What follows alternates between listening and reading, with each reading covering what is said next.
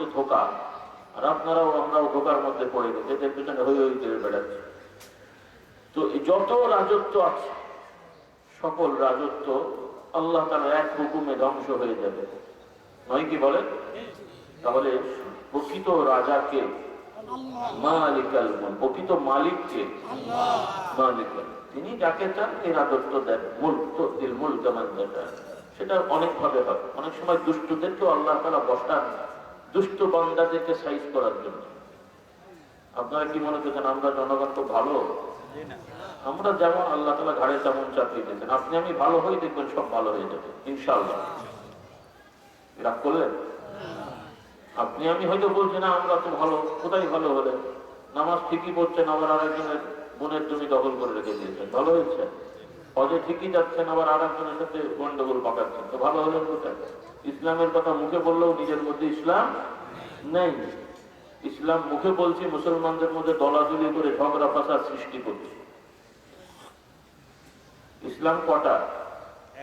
ইসলাম কয়টা? আর আমরা হুজুরটা কয়টা দল হয়েছি? হ্যাঁ, গুণে শেষ করা মুশকিল। আল্লাহ তাআলা আমাদের হেদায়েত দান করুন। দরবার হওয়া দোষ না, পরিচয় থাকতে পারে, অমুক হুজুর তমুক হুজুর। সামাজিক কাজের জন্য সংগঠন থাকতে পারে, সাংগঠনিক একটা প্রক্রিয়া থাকলে কাজ একটা সুন্দরভাবে করা যায়, ঠিক আছে। কিন্তু এগুলো নিয়ে আমরা কি করলাম? আমি হুজুর মনে করছি, আমার মরিদরা মনে করছে হুজুর হুজুর যা বলে এটাই দিন, মানে অন্য হুজুরকে মুসলমানই মনে করছে না, সালামও দিচ্ছে না। এরকম মনে হয় নেই আপনাদের দেশে।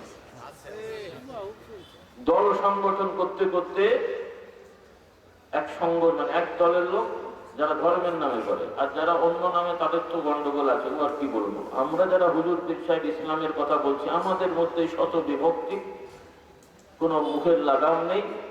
যে যার মতন গালাগালি, মারামারি, তাও প্রতি সম্পন্ন করা, কটাক্ষ, ক্রিটিসাইজ করেই যাচ্ছে। এগুলো থেকে আমরা বেঁচে থাকবো, রাজি আছি ইনশাআল্লাহ।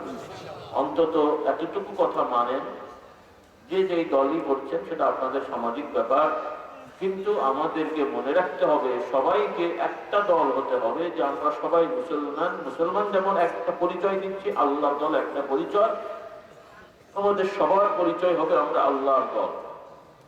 কার দল? কার দল?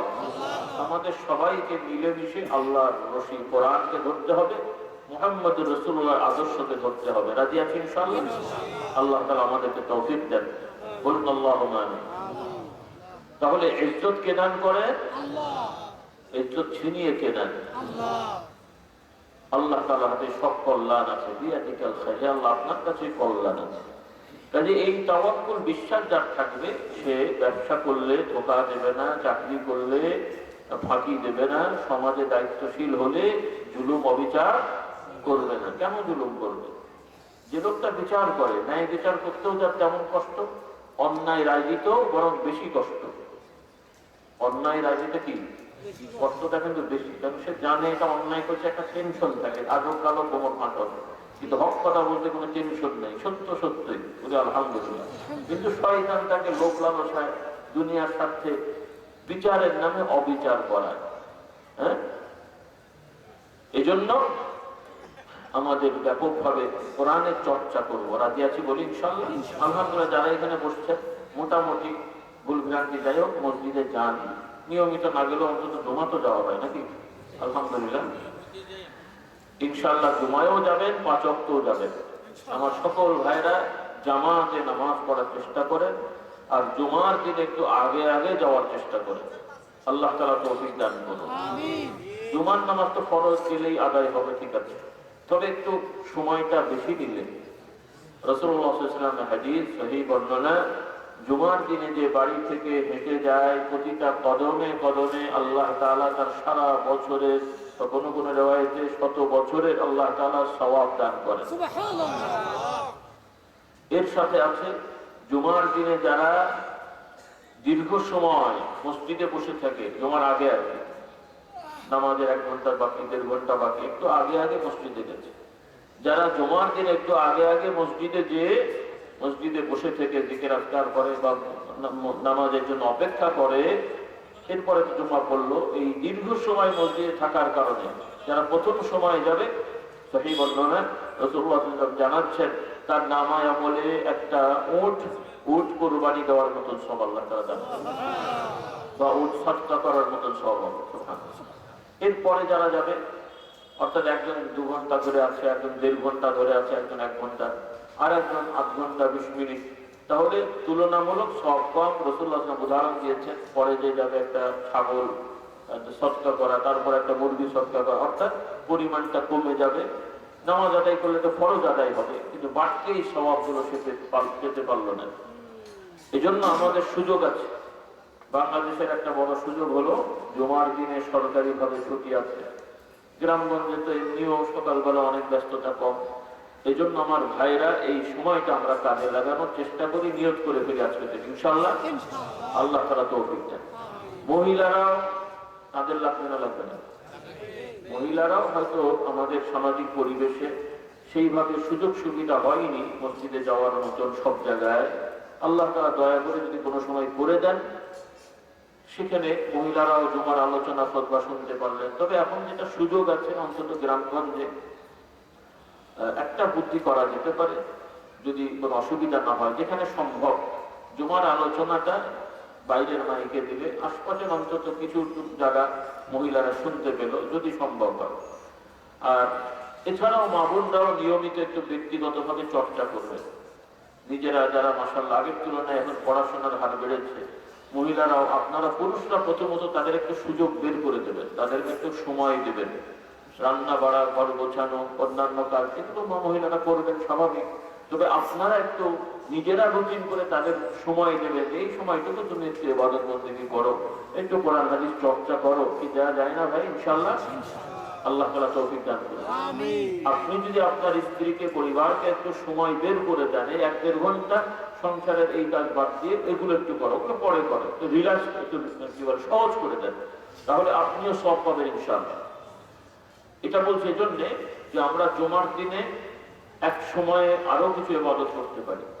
আর একটা ইবাদত হলো জুমার দিনে যদি আমরা চেষ্টা করি, বাংলা তো আলোচনা হয়, সেই আলোচনার মধ্যে একটু কোরআন চর্চা করা, ধারাবাহিক তাফসীরুল কোরআন, ধারাবাহিক তাফসীরুল কোরআন।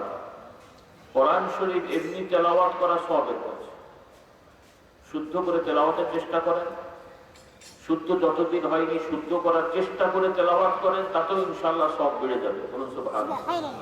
একজন শুদ্ধ করার চেষ্টা করছে, ভুল হচ্ছে, কিন্তু চেষ্টা করছে শুদ্ধ করে পড়ার, তাহলে একদিকে কোরআন তেলাওয়াতের সব হবে, পাশাপাশি এই যে সে বেচারা কষ্ট করছে বাড়তি, কারণ একজন শিখে গেছে অতটা কষ্ট হয় না, এই যে বাড়তি কষ্টের জন্য আল্লাহ তাআলা তাকে বাড়তি সওয়াব দান করবে। আল্লাহ তাআলা আমাদেরকে তৌফিক দান করুন। না বুঝে তেলাওয়াত করলে সব হবে, মানে আমরা তো বুঝতে পারি না, তার মানে তেলাওয়াত করলেও সব পাবো ইনশাআল্লাহ। আর বুঝে তেলাওয়াত করা আমাদের জন্য সব থেকে বড় ইবাদত এবং ভালো কাজ। এজন্য যে বুঝতে পারলে আমাদের শুধু সওয়াব নয়, বরং ঈমানটাও বেড়ে যাবে। এটা আমি বলতে চাইছি, কারণ আমরা কোরআন এমনি শুনি, পড়ি, সুন্দর করে তেলাওয়াত করলে শুনতে ভালো লাগে, মনোমুগ্ধকর হয়, কিন্তু বুঝতে পারছি না। যার কারণে আমরা কোরআন আয়াত শুনছি, যে আয়াত শুনে আমরা ভালো লাগছে, ওই আয়াতের উল্টো কাজটাই আমাদের মধ্যে প্রচলন আছে। কারি সাহেব যখন পড়ে ভালো লাগে, কিন্তু ওই কথা যখন ব্যাখ্যা বিশ্লেষণ আলেম ওলামারা করে, তখন একটু মনটা খারাপ হয় যে হুজুর এত বাড়াবাড়ি কেন করে। হ্যাঁ, এটা পড়া, এটা তো হওয়া উচিত না। আল্লাহ তাআলা আমাদের হেদায়েত দান করুন। সেজন্য অনুরোধ, কোরআনুল কারীম জুমার দিনে একটু তাফসীর করার চেষ্টা করি, যাতে করে আমাদের ভাইরা শিখে বুঝে আমল করতে পারে। রাসূলুল্লাহ সাল্লাল্লাহু আলাইহি ওয়াসাল্লাম বলছেন যে যারা কোরআন পড়ে, কোরআন শিক্ষা গ্রহণ করে, কোরআনকে সমাজে প্রচার প্রসার করে, কোরআনের হালালকে হালাল সাব্যস্ত করে, হারামকে হারাম সাব্যস্ত করে, আল্লাহ তাআলা তাদেরকে জান্নাতে প্রবেশ করবে। আল্লাহ তাআলা আমাদের সকলকে তৌফিক দান করুন। তো আমার ভাই বোনের, আসুন আমরা কোরআন কেন্দ্রিক মুসলমান হই। রাজি আছি ইনশাআল্লাহ? নিজেদের পরিবার পরিজনকে বদলাই, ইবাদত বন্দেগীতে অগ্রসর হই। আল্লাহ তাআলা আমাদেরকে তৌফিক দান করুন। তো তাফসীরুল কোরআন বলা হয়েছে যেহেতু, আমরা সংক্ষেপে 2-1টি সূরা একটু আমরা শিখে নেব। রাজি আছি ইনশাআল্লাহ? মোটামুটি সবাই সূরাতুল ফাতিহা জানেন, আলহামদুলিল্লাহ, তেলাওয়াত সবাই জানেন। আনুষঙ্গিক অর্থটা আমভাবে জানে না, কিন্তু তেলাওয়াতের সময় কোন আয়াতে কি বলছেন অনেকে আমরা খেয়াল করি না, করি? এটা আমাদের করার চেষ্টা করা উচিত। আল্লাহ তাআলা আমাদের তৌফিক দেন। তারপর একটু জরিপ করে, আপনারা মাইন্ড করেন না, জাস্ট ধারণা পাওয়ার জন্য বলছি, সূরাতুল ফাতিহার অর্থটা তেলাওয়াত করলে বুঝতে পারেন যে আমি এই কথা বলছি। কে কে আছেন এরকম? দেখি তো ভাই, আলেম ওলামা তো আছেন, ভাই আছেন, আর কি এক দুজন চারজন, আলহামদুলিল্লাহ কিছু ভাইরা আছেন, বাকিরাও জানেন আশা করি, কিন্তু তেলাওয়াতের সময় মনে থাকে না কথাগুলো, সব জানেন আপনারা। কিন্তু আমার অনুরোধ, যে সূরাগুলো আমরা তেলাওয়াত করছি, অন্তত ফাতিহা সহ ছোট ছোট সূরা, একটু অর্থগুলো জেনে যখন তেলাওয়াত করব, ফায়দাটা বেশি হবে, খেয়ালটা বেশি হবে, মনোযোগটা ভালো হবে, আর ইনশাআল্লাহ কবুল হবে। কারণ আমরা দোয়া করছি, কি বলছি জানি না।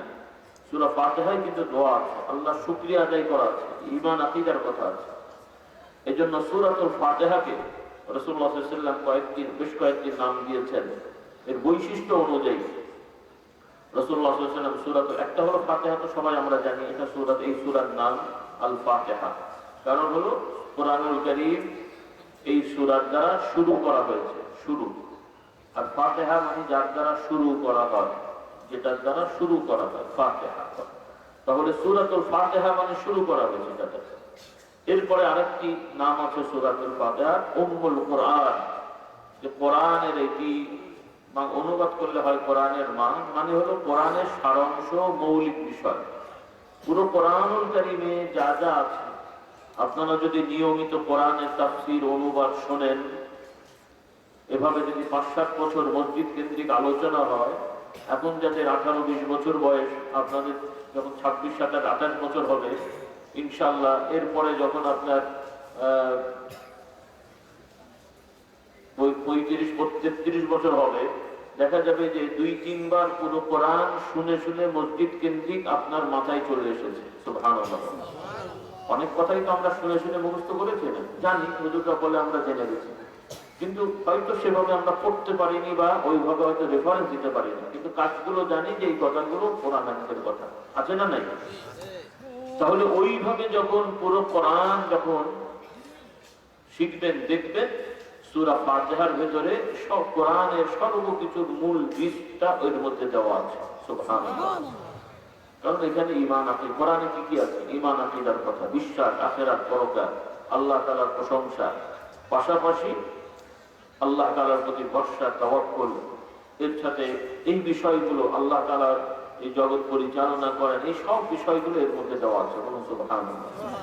তো যাই হোক, আরেকটি হলো আমাদের কিছু কিছু রোগ ব্যাধি, শারীরিক, মানসিক, এই রোগগুলোর জন্য সূরাতুল ফাতিহাকে আল্লাহ তাআলা তার কালাম, আল্লাহ তাআলা দয়া করে এই রোগগুলোর ওষুধ হিসেবে আল্লাহ তাআলা কবুল করেছেন, যে সূরাতুল ফাতিহা পড়ে, পানিতে পড়ে ফু দিয়ে খাওয়া, অথবা নিজের গায়ে ফু দেওয়া, অথবা ইয়াকিন করে পড়া, এই খেয়ালে যেন আমার এই রোগ, এই সমস্যা আল্লাহ দূর করে দেন। ইনশাআল্লাহ আল্লাহ তাআলা দয়া করলে সেটা দূর হয়ে যাবে।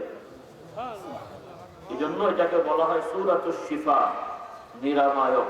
বলি আলহামদুলিল্লাহ। এরপরে সূরাতুল হামদ, আল্লাহর প্রশংসা, যেহেতু প্রশংসা দিয়ে শুরু করা হয়েছে, বলি আলহামদুলিল্লাহ।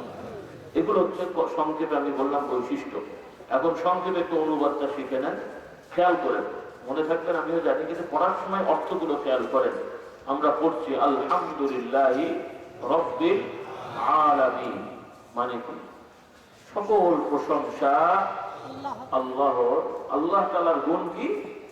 তিনি সকল জগৎ সমূহ, শুধু পৃথিবী, মানুষ ইত্যাদি ইত্যাদি নয়, বরং সকল সৃষ্টি যা কিছু আছে আমাদের চোখে ধরা পড়ুক আর না পড়ুক, সকল কিছুর প্রতিপালক। সুবহানাল্লাহ। তিনি কি? আল্লাহ তাআলা তো বটেই, তিনি, তার গুণ হচ্ছেন তিনি কি? প্রতিপালক, পালন কর্তা। বাংলা বুঝছেন তো? আল্লাহ তাআলা স্রষ্টা, সেটা তো আমরা জানি, বিশ্বাসও করি। আমরা শুধু না, অন্যান্য ধর্মের লোকেরাও বিশ্বাস করে স্রষ্টা এক, তাদের ভাষায় ঈশ্বর। আরবিতে বলা হয়েছে আল্লাহ, এটা আল্লাহ তাআলার ব্যক্তিগত সত্তার নাম আল্লাহ।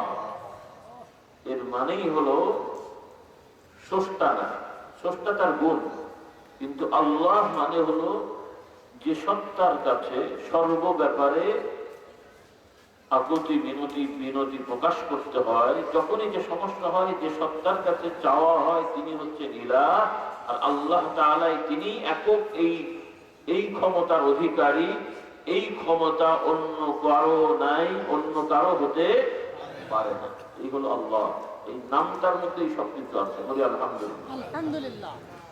এখন অন্যান্য ধর্মের লোকেরা মনে করে যে স্রষ্টা আল্লাহ মানে একজন ঈশ্বর, গড, খোদা এরকম তারা বলে, কিন্তু প্রতিপালক, লালন পালন করা, সমস্যা সমাধান করা, পরিচালনা করা জগতের বিভিন্ন কিছু, এগুলোর জন্য স্বাধীনভাবে আলাদা আলাদা শক্তিধর আছে, ক্ষমতাশীল আছে। নাউযুবিল্লাহ। এজন্য তারা আরব দেশের মুশরিকরা বিভিন্ন ইলাহে বিশ্বাস করত, যেটা বাংলায় অন্য ধর্মের লোকেরা দেবদেবী বলে। খ্রিস্টানদের আবার সিস্টেম হলো তারা আল্লাহকে বিশ্বাস করে, আবার ঈসা আলাইহিস সালামকে পরিত্রাণ দাতা বিশ্বাস করে, নাজাত দাতা, মুক্তি দাতা বিশ্বাস করে। ঈসা আলাইহিস সালাম আম্মাজানকেও একইভাবে এই একই বিশ্বাস করে। তারা বলে তিনে মিলে এক। নাউযুবিল্লাহ। আরেক দল আছে আল্লাহ আল্লাহ আর ঈসা আলাইহিস সালাম, তার আম্মাজান এবং রূহুল কুদুস মালাক কি বলে জিবরাইল আলাইহিস সালাম তিনে মিলে এক। নাউযুবিল্লাহ। এরকম এক একজনের মানে বানালে তো আর শেষ নেই, এক একজন এক এক ভাবে বানিয়ে। এজন্য আল্লাহ তাআলা তিনি জানিয়ে দিলেন যে আল্লাহ তাআলা শুধু স্রষ্টা না, তিনি একমাত্র কি রব, প্রতিপালক। অর্থাৎ তোমাদের যা লাগবে, যা প্রয়োজন চাইবে তার কাছে আল্লাহ রব্বুল আলামিন। আর রহমানুর রহিম, সেই রবের আল্লাহ তাআলার গুণ হচ্ছে তিনি অতীব দয়ালু, দয়াল, দয়াবান। তিনি এই যে পরিচালনা করেন, তোমার সমস্যা হয়েছে চাইলে মনে রাগ করবে নাকি? অনেক সময় আমরা সামাজিক ভাবে অনেক দায়িত্বশীলের কাছে কোনো সময় যেতে, অনেক সময় যেতে চাই না, কারো কারো গেলে মানুষ গন্ডগোল করে, বলে না অনেক সময়। নাউযুবিল্লাহ। আল্লাহ তাআলা অভয় দিলেন যে আমি রব। কেমন রব? যে আমি দয়ালু, দয়াবান, যে আমার কাছে চাইলে মনে করো না যে আমি রাগ করবো, তোমাদেরকে দেবো না, অথবা এই নাউযুবিল্লাহ, বরং আমি করুণাময়, দয়াল। তোরা অনেক অন্যায় অপরাধ করেও যখন আমার কাছে আসবি, আমি দয়ালু, করুণাময়, তোদের কথায় আমি সাই দেবো, তোদের সারাতে আমি শক্তি পাবো, তোদের ডাকে আমি সারা দেবো। বলুন সুবহানাল্লাহ। আর রহমান আর রহিম, মালিক ইয়াউমিদ্দিন। শুধু দুনিয়ার রবই তিনি নন, বিচার দিনেরও মালিককে। হ্যাঁ, তাহলে দুনিয়ার সব সমস্যার সমাধানের জন্য চাইতে হবে কার কাছে? আল্লাহর কাছে। আর আখিরাতেও বিপদে যে পড়বো বা বিপদে পড়লেও সেখানেও মালিককে আল্লাহ। কাজেই আল্লাহ তাআলা ব্যক্তি রেখে অন্য কারো দিকে মনোযোগের কোনো দরকার নেই। এজন্য আমরা পড়ছি, আল্লাহ আমাদেরকে শেখাচ্ছেন, তোমরা বলো ইয়্যাকা না'বুদু, হে আল্লাহ আমরা শুধুমাত্র একমাত্র আপনারই ইবাদত করি, আপনার কাছে সাহায্য চাই। ওয়া ইয়্যাকা নাস্তাঈন, ইহদিনাস সিরাতাল মুস্তাকিম, হে আল্লাহ আমাদেরকে সরল সোজা সিধা পথ প্রদর্শন করুন। বাঁকা পথ নয়, যেই পথ ধরলে সোজা জান্নাতে যাওয়া যাবে। যাদের আপনি জান্নাত দিয়েছেন, যাদেরকে আপনি অনুগ্রহ করে দয়া করে কৃপা করেছেন, এই দয়া প্রাপ্ত যারা মানুষ, নিয়ামত প্রাপ্ত যারা মানুষ, তাদের পথ আমাদেরকে প্রদর্শন করুন। সিরাতাল্লাযীনা আন'আমতা আলাইহিম, এর মানে হলো এটা। আর রব্বুল আলামিন আমাদেরকে ওই সকল মানুষের মতন যেন আমরা না হই, সেই ব্যাপার থেকে আমাদের হেফাজত করুন। যারা কিতাব পেয়েও, নবী পেয়েও দুনিয়ায় এসে পথভ্রষ্ট হয়ে গেছে, নামে নবী মানছে, নামে কিতাব মানছে, কিন্তু তারা কিতাবকে পরিবর্তন করে, নবীর প্রতি বিশ্বাসকে পরিবর্তন করে যার যা খুশি তাই বলেছে, তাই করেছে। ইহুদি নাসারাদের দৃষ্টান্ত। এই জন্য আল্লাহ তাআলা বলছেন, তোমরা বলো যে অভিশপ্ত, অভিশপ্ত এবং পথভ্রষ্ট যারা, গায়রিল মাগদুবি আলাইহিম ওয়ালাদ-দাল্লিন, এই অভিশপ্ত পথভ্রষ্ট যারা, তাদের মতন যাতে আমরা না হই, রব্বুল আলামিন আমাদেরকে তাদের থেকে হেফাজত করুন। সুবহানাল্লাহ। এই জন্য এই খেয়াল করে আমার ভাই বোনেরা, তেলাওয়াতের সময় একটু শাব্দিক অর্থ মনে না থাকলেও ভাবটা মনে করে যে আমি আমার রবের কাছে চাইছি, তিনি মালিক, তিনি তার কাছেই বলছি, তার কাছে সাহায্য চাইছি। ইয়্যাকা না'বুদু ওয়া ইয়্যাকা নাস্তাঈন, এটাই হচ্ছে সব থেকে বড় ইবাদত। এটা ঠিক হয়ে গেলে এই লোকটা ইনশাআল্লাহ চুরি করবে না। কারণ চুরি করতে গেলে চিন্তা করবে যে কেন আমি চুরি করব, আমার রিজিক তো আল্লাহ দেবেন, আমি সব পথে থাকবো, রিজিক কে দেবেন? আল্লাহ। ব্যবসা করতে গেলেও ধোঁকা দেবে না, সে বিশ্বাস করবে আমি কেন ধোঁকা দেবো, স্বাভাবিক নিয়মে আমি বিক্রি করব, লাভ করব, এটার মধ্যে আল্লাহ তাআলা বরকত দেবেন। সামাজিক বিভিন্ন দায়িত্ব পালন করতে গেলে কেন আমাকে অন্যায় করে মানুষকে মেরে ধরে আমাকে ক্ষমতায় বসতে হবে? বরং আমি যদি আমার যোগ্যতা থাকে, মানুষ আমাকে ভালোবাসে, আমাকে মানবে, না মানলে আমার কি করার আছে? জোর করে চাপতে যাবো কেন? রাগ করছেন কেন? হ্যাঁ, জোর করে চাপতে যাওয়া এটা কোনো মুমিন মুসলমানের কাজ হতে পারে না। কারণ আমি কেন যাবো? মানুষ, আমার মধ্যে যদি যোগ্যতা থাকে, মানুষ আমাকে মানবে, তারা যাকে চাইবে তাকে মানবে, এটাই তো নীতি হওয়া উচিত নাকি? কিন্তু আমি জোর করে আরেকজনের ঘাড়ে চাপবো, এটা কোনো মুসলমানের কাজ হয়? কেন করছে এগুলো? আল্লাহ তাআলার চেয়ে ইজ্জতের কি কম আছে? আর দুনিয়ায় যদি এরকম স্বার্থ অন্বেষে মানুষ বাড়তে থাকে, একটা এলাকার এক একটা এলাকার বর্তমান সিস্টেম অনুযায়ী জনপ্রতিনিধি একটা এলাকার ওয়ার্ড ভিত্তিক একজন মেম্বার হয় নাকি? ওয়ার্ডের মেম্বার হয় বা কাউন্সিলর, কি বলে ভুলে গেছি, কাউন্সিলর মেম্বার। এরপরে থানায়, থানা পর্যায়ে উপজেলা চেয়ারম্যান হয়, তারপরে কি বলে এমপি হয়, সরি ভাইস চেয়ারম্যান। কথার কথা, এখন একটা এলাকায় কথার কথা 2000 মানুষ ভোটার, মেম্বার হবে একজন, দাঁড়ালো 5-7 জন। এইভাবে যদি বাড়তে থাকে, 100 জন লোক যদি দাবি করে আমি হব, সবাই যদি মারামারি করে, দেশের অবস্থাটা কি হবে? বলেন তো বাবা, এটা কোনো সুস্থ মানসিকতার কাজ নাকি? আল্লাহ তাআলা আমাদের হেদায়েত দান করুন। তা আমি এখন একটা সহজ ভাষা বলেছি, কথার কথা বলছি আর কি, যা অবস্থা তার প্রেক্ষাপটে। আমার যুবকদের সাবধান করি বাবারা, কারণ প্রায় দলই দেখছি আমার যুবকদের নিয়ে ছেলে খেলা করছে। এটা একটা পর্যটক জাতি, ডাক্তার নামিয়ে দেয়, মারামারি করে, এরা মার খায়, ঠ্যাং ভাঙে, আর ওরা বসে বসে হালুয়া খায়। কি বুদ্ধিমানের কাজ হলো? তো আমি এখন বলছি বাবারা, যুবকেরা, নেতারা তোমাদেরকে বললে তোমরা এখন পাল্টা প্রস্তাব দাও যে ভাই স্যার আপনারাই তো ক্ষমতায় বসেন, আমরা তো আর বসি না, তাহলে এক কাজ করেন, আপনারা যারা যারা প্রার্থী সবাই আসেন বড় স্টেডিয়ামে, আমরা সব দর্শক হবো, আপনারা মারামারি করে যে জিতবেন আমরা তার সাথে আছি। কথা বলে খারাপ বললাম? গদিতে ওনারা বসবে, মারামারি আমরা করবো, আর সেটা বুদ্ধিমানের কাজ হয়? তোমরা করো কেন? আল্লাহ আমাদের হেদায়েত দান করুন।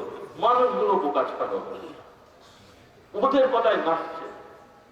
আল্লাহ আমাদের হেদায়েত দেন। তোমার কি ভবিষ্যৎ, তোমার নিজের একটা মর্যাদা তুমি জানো না? তুমি একটা মানুষ, আল্লাহ তোমাকে এই সমস্ত দুষ্ট, লম্পট, মদখোর, জুয়াখোর, চরিত্রহীন মানুষের পেছনে দৌড়ানোর জন্য বানিয়েছে? তুমি আল্লাহর বান্দা, আল্লাহর প্রতি ভরসা রাখো। যারা সমাজে সেবা করার ইচ্ছা আছে, সততার সহিত মানুষের সাথে লেগে থাকেন, মানুষ চাইলে করবেন, নাহলে আপনি আপনার কাজ করেন। এই সমস্ত মারামারি খোনাখুনি কেন? কি লাভটা কি এতে? এতে কি সম্মান আছে? যারা এই সমস্ত কাজ করে জোর করে থাকে, মানুষ কি সম্মান করে বাস্তবে? ভয়ের ঠেলায় সামনে সার সার করে, আর মনে মনে আচ্ছা করে গান দেয়, আর মরলে দোয়া কি করবে? আরো শুকর আদায় করে। কি ভুল বলছি বলেন? এই নাকি সম্মান হলো নাকি? আর যারা আল্লাহর পথে থাকে, তাদের সামান্য আঁচ লাগলেও আহা লোকটার ক্ষতি হয়েছে, আহা আল্লাহ ভালো করে দাও, দোয়া করে, বলুন সুবহানাল্লাহ। তাহলে ওইভাবেও জনপ্রতিনিধি হওয়া যায় না? যায় না? আবু বকর, ওমর, ওসমান, তারাও রাষ্ট্র চালিয়েছেন, আমরা কি দোয়া করি না বদদোয়া করি? হ্যাঁ, বলেন সুবহানাল্লাহ। তো তারা কি জোর জবরদস্তি জুলুম করে করেছেন, নাকি বর্তমানে এটা চলবে না? কথা বলছেন, রাগ করছেন আপনারা?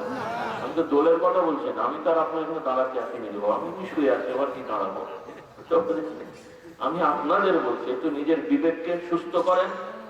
এলাকায় খামাখালি মামাতো ভাই, খালাতো ভাই দলাদলি করে, মারামারি করে লাভটা কি? আপনারা শান্ত হয়ে যান, দল থাকুক, দল করেন, কিন্তু মারামারি খোনাখুনিতে যাওয়া নাকি? কথা ভালো বলিনি মনে হয় নাকি? বলবো সবাই মারামারি করেন, মরে যায়, শহীদ হয়ে যান, একদিকে ভালো, জনসংখ্যা কমবে, আমাদেরই ভালো হবে ইনশাআল্লাহ। আল্লাহু আকবার। আল্লাহ তাআলা হেদায়েত দান করুন।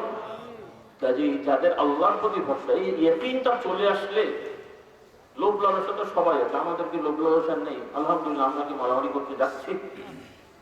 কারণ আমরা বিশ্বাস করি সম্মানকে দান করেন তিনিই দেবেন, রিজিক তিনিই দেবেন, আলহামদুলিল্লাহ বলেন।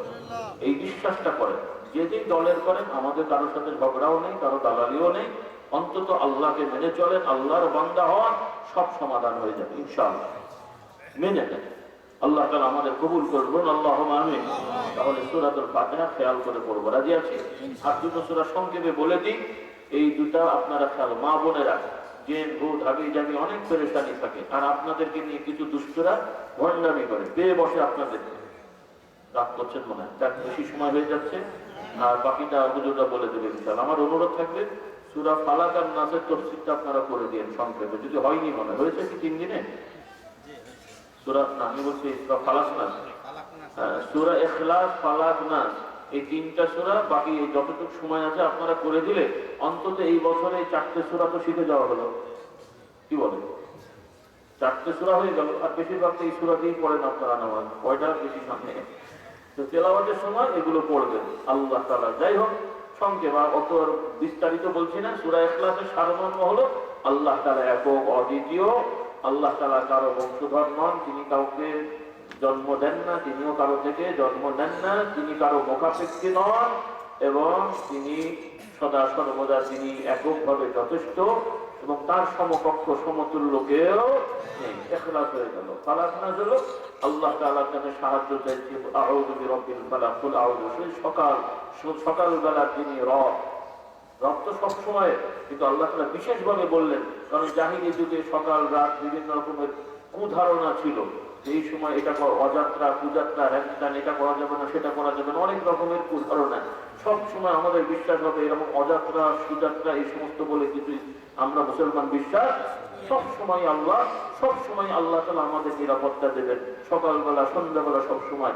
এই জন্য আমরা শয়তানের খপ্পর থেকে আল্লাহর কাছে আশ্রয় চাচ্ছি। কুল আউযু বিরাব্বিল ফালাক মিন শাররি মা খালাক। তার যত সৃষ্টি আছে, সৃষ্টির মধ্যে যারা ক্ষতিকারক, এগুলোর থেকে আমি আল্লাহর কাছে সাহায্য চাচ্ছি। সকালবেলা আল্লাহর কাছে সাহায্য চাই, এবং রাতের বেলা আল্লাহর কাছে সাহায্য চাচ্ছি, আল্লাহর কাছে আশ্রয় চাচ্ছি। ওয়া মিন শাররি গাসিকিন ইযা ওয়াকাব ওয়া মিন শাররি নাফাসাত ফিল উকাদ। জাদুকারিনী যারা পুরুষ নারী, এখানে বিশেষ করে মহিলাদের কথা বলা হয়েছে যে এই সমস্ত কাজে তারা একটু এক্সপার্ট বেশি থাকতো, আগেও এখনো কিছু কিছু আছে, পুরুষ হোক নারী হোক, যারাই যে জাদু করে এদের একটা মন্ত্র করে সুতোর মধ্যে গিড়ো দেওয়া, আপনার যদি কি বলে এটাকে, না ইয়ে দেয় গিড়ো দেওয়া বা যাই হোক, এগুলো করে তারা ওই সমস্ত করে। আল্লাহর কাছে আমরা সাহায্য চাচ্ছি এগুলো থেকে, বলি আল্লাহুম্মা আমিন। অমিন শাররি হাসিদিন ইযা হাসাদ, এবং হিংসুকদের হিংসা থেকে আল্লাহর কাছে আমরা আশ্রয় চাচ্ছি, সাহায্য চাচ্ছি। অর্থাৎ এই কথাগুলো আল্লাহর কাছে বলার মানে হলো এই ধরনের সকল সমস্যা থেকে আমি যেহেতু আল্লাহর কাছে চেয়েছি, তিনি আমাকে নিরাপত্তা দান করবেন। আর কোনো ভয় আছে? বলি আলহামদুলিল্লাহ। সূরা নাস ওইভাবে মানুষের রবের উপর, কুল আউযু বিরাব্বিন নাস মালিকিন নাস, আল্লাহ তাআলা আমাদের রব, আমাদের মালিক, আমাদের ইলাহ। এই যে শয়তান ওয়াসওয়াসা দেয়, না খেয়ে মরে যাবো, এটা হবে কি করে, ওটা হবে কি করে, শয়তান ওয়াসওয়াসা দিচ্ছে। ছেলে মেয়ে বেড়ে গেলে কোথায় থাকবে, কি করবে, জনসংখ্যা বেড়ে যাচ্ছে, যেন মনে হচ্ছে আমাদের ঘাড়ে বলছে। এই সমস্ত চিন্তা থেকে ছেলে কমাও মেয়ে কমাও, এই যে কথাবার্তা। চায়না এক সময় শুরু করেছিল জনসংখ্যার নিয়ন্ত্রণ করতে করতে, এক সময় বেশি হলে জরিমানা করেছে, এখন আবার মাথার ঘাড়ের মধ্যে পড়েছে। এখন বলছে ছেলে যে বেশি নেবে তাকে বেশি করে টাকা দেওয়া হবে, উল্টে গেছে। সে বাংলায় বলে যে গাধা পানি খায় কি করে, এখন গুলিয়ে পানি খাচ্ছে। উল্টো করে এখন খেলা বুঝেছে। এখন মানুষের মেন্টালিটি পাল্টে গেছে, যুবকের এখন বদমাইশ হয়ে গেছে, বিয়ে শাদী করে দায়িত্ব নিতে চায় না, ছেলের বাপ মা হতে চায় না, দিনকে দিন এখন সব বুড়ো সব বসে আছে, দেশের অবস্থা খারাপ। এখন পয়সা দিয়ে বলছে তোরা বিয়ে কর, ছেলে মেয়ে বউ ডাকশন কর, এটাও কিল্লা করে। কাজে এই সমস্ত বান্দরামি না, মূলত আমাদের চিন্তা তো বাংলাদেশ নিয়ে না।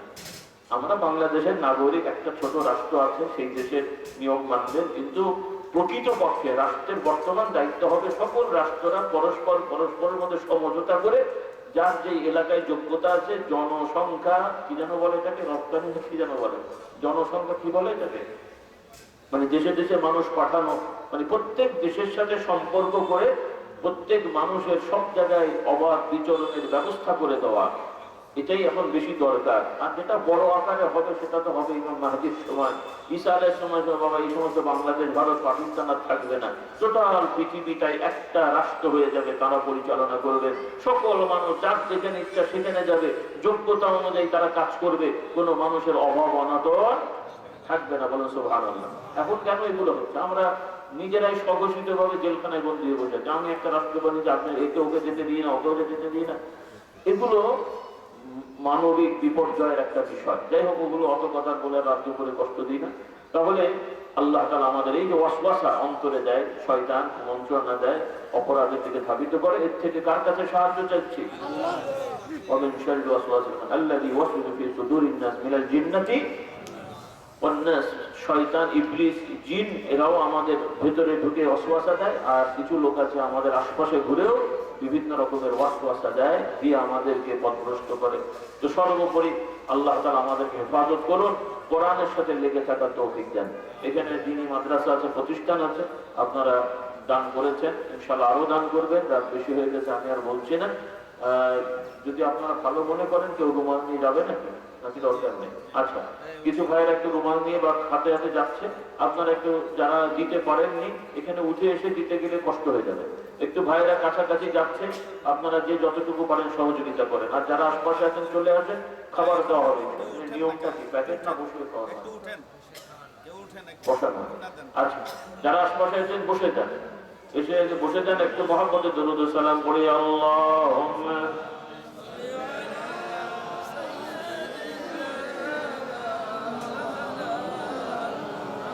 ওয়া আলা আলি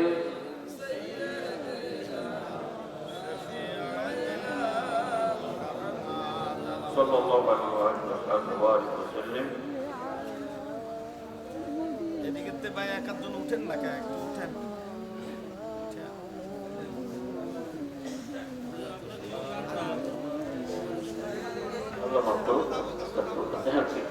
আল্লাহ কবুল করুন। এসে বসে যান ভাইরা, বসে যান। দোয়া সংক্ষেপে, মাফিক তো হবে আরো, তাই না? সারা রাত দোয়া কখন হয়? ফজরের আগে, পরে। মাশাআল্লাহ। আপনার আশপাশে আছে মা বোন।